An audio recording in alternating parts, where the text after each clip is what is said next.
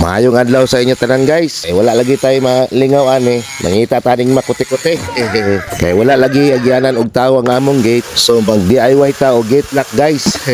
Let's go. Una nagtating ta og angle bar nga 3/4 og uno ang taas og ambot unsa ka bag-on ni.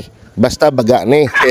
Og dayon gi-welding, gisumpay-sumpay og gi-estimate dayon unsa katason. Tan-awa guys gislip-silip pa. Murag si correct jud.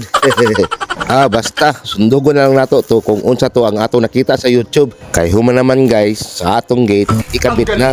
I-welding dayon ug maog hapon.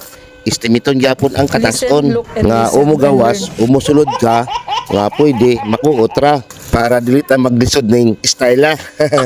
Busa hinay-hinaya nato ug ipadayon ang atong mga birada. Tanawa guys human na. Mugawas dayon ta para makitaan og dayon matistingan. Og syempre naibutanganan og kandado. Kay kung mulakaw ka, mataha sila. Kay ang musugat nila mga erora. Tanawa guys kung giun sa pagama, perting ayusa. Thumbs up pa. Zoom in na to guys para makitaan ang agi sa winildingan. Pero dali ra na guys, pasinaw na nagsander, dayon pinturahan, sinaw na. Og diri lang ni kutob ning video ha. Salamat guys, bye.